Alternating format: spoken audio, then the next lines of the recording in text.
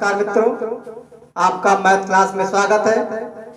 आज हम कक्षा 12 में फलन चैप्टर के विषय में अध्ययन करेंगे कि फलन क्या होता है। फलन को कहते हैं प्रतिचित्रण यानी फंक्शन और मैपिंग। संबंध के विषय में अध्ययन कर चुके हैं कि संबंध क्या होता है, संबंध के प्रकार कितने होते हैं, इन सभी विषय में अध्ययन कर चुके हैं। आज हम प्रतिचित्रण यानी फलन क्या होता है इस विषय में चर्चा करेंगे। तो देखिए, परिभाषा है कि यदि दो अरिक्त समुच्चय ए तथा बी में, यदि दो अरिक्त समुच्चय, अरिक्त का मतलब होता है ऐसा समुच्चय जिसमें अवयव हो, रिक्त ना हो, अरिक्त लिखा है। बहुत बच्चे समझ नहीं पाते हैं कि अरिक्त क्या होता है, कहीं अशून्य लिख दिया, बच्चा जो है कंफ्यूज होता है कि अशून्य क्या होता है। यदि दो अरिक्त समुच्चय ए तथा बी किसी नियम एफ द्वारा इस प्रकार संबंधित हो कि ए का प्रत्येक अवयव बी के एक निश्चित एवं अद्वितीय अवयव से संबंधित हो, तब एफ ए से बी में फलन कहलाता है। और F such that A tends to B या A tends to B F से निरूपित करते हैं।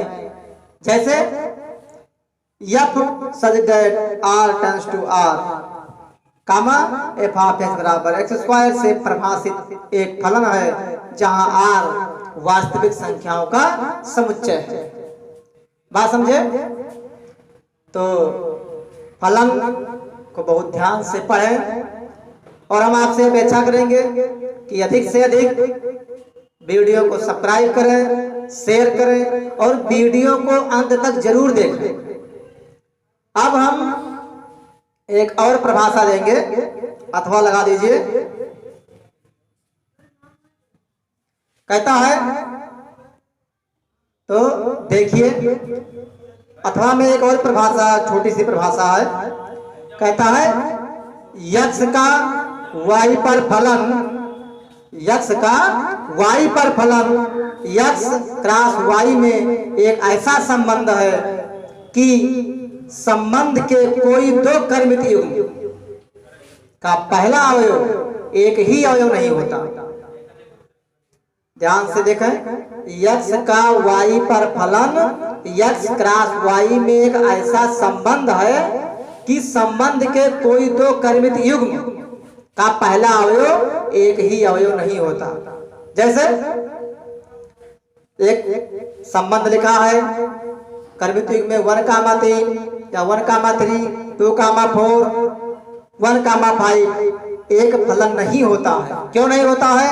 क्योंकि 1,3 तथा 1,5 दो कर्मित युग्मों का एक ही प्रथम अवयव एक है। तो जब किसी कर्मित युग्म का, किसी संबंध में किसी कर्मित युग्म का एक अवयव दो कर्मित युग्म का, दो अगर कोई संबंध है, किसी संबंध द्वारा कर्मित युग्म लिखा है और दो कर्मित युग्म का पहला अवयव एक हो जाए, मतलब एक ही रहे। जैसे इस प्रकार कोई संबंध लिखा हुआ है, देखिए लिखा है 2,4, 3,5, फिर लिखा है 2,5। तो 2,4 और 2,5 में दो क्या हो गया? दो कर्मित युग्म का जो प्रथम अवयव है एक हो गया, मतलब दो बार बार आ रहा है ना, तो ये जो है इस प्रकार फलन नहीं होता। समझे आप? अगर दो कोई संबंध है, किसी संबंध में दो कर्मित युग्म का अगर कोई अवयव बार बार आए या दो बार आ जाए तो वह संबंध फलन नहीं होता है, वह संबंध फलन नहीं होता है। अब एक छोटी सी और परिभाषा इसी पे देख लीजिए, उसके बाद समझ में आ जाएगा। तो आप देखेंगे एक और परिभाषा इसी का है। कहता है दो अरिक्त समुच्चय ए तथा बी में कोई संबंध ए से बी में फलन यफ से निरूपित है। जैसे दो अरिक्त समुच्चय ए तथा बी में कोई संबंध ए से बी में फलन यफ द्वारा निरूपित है तो प्रत्येक अवयव ए बिलोंग ए के लिए बी बिलोंग बी का अस्तित्व इस प्रकार है कि A comma B belong F, दूसरा ए बी बिलोंग यफ तथा A C belong F, these implies B बराबर सी। यदि इस प्रकार का हो जाए तो ये जो संबंध होगा वह फलन होगा। और एक नोट में देख लीजिए, कहता है कि प्रत्येक फलन एक संबंध होता है। बहुत ध्यान से देखेंगे नोट में, प्रत्येक फलन एक संबंध होता है, लेकिन प्रत्येक फलन एक संबंध होता है लेकिन प्रत्येक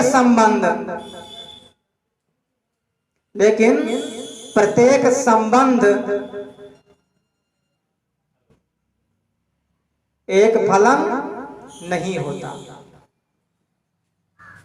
ध्यान से देखिए, कहता है कि प्रत्येक फलन एक संबंध होता है लेकिन प्रत्येक संबंध एक फलन नहीं होता है।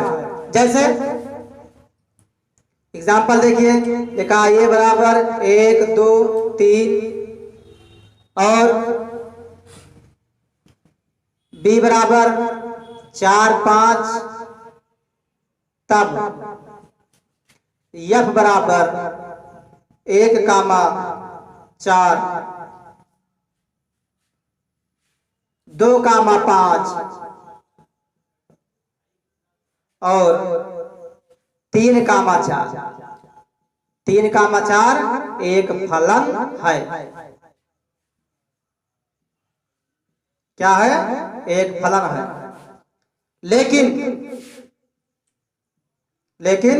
फिर देखिए, ये क्या है? एक फलन है, लेकिन ऐसे लिखा हो 1 कामा 4, फिर लिखा हो 1 कामा 5 2 कामा 4 और 3 कामा 5 फलन नहीं है। क्यों फलन नहीं है? अभी आपको हम बताए हैं। देखिए, ये कोई संबंध है, इस संबंध में 2 कर्मित युग्म है, 1 कामा 4 और 1 कामा 5। इन दोनों कर्मित युग्म में एक ही अवयव बार बार आ रहा है, और जब एक ही अवयव बार बार आएगा तो वह संबंध फलन नहीं कहलाएगा, वह संबंध फलन नहीं होगा। तो अब आप फलन की परिभाषा को बहुत ध्यान से पढ़ेंगे और अधिक से अधिक वीडियो को शेयर करें, सब्सक्राइब करें। यदि किसी भी छात्र को कोई समस्या आती है तो कमेंट के माध्यम से अपनी समस्या भेज दें। उनकी समस्या को या उनकी समस्या का समाधान किया जाएगा। अगले वीडियो में फलन के प्रकार और फलन पर कुछ न्यूमेरिकल सह प्रांत और प्रांत के विषय में अध्ययन किया जाएगा।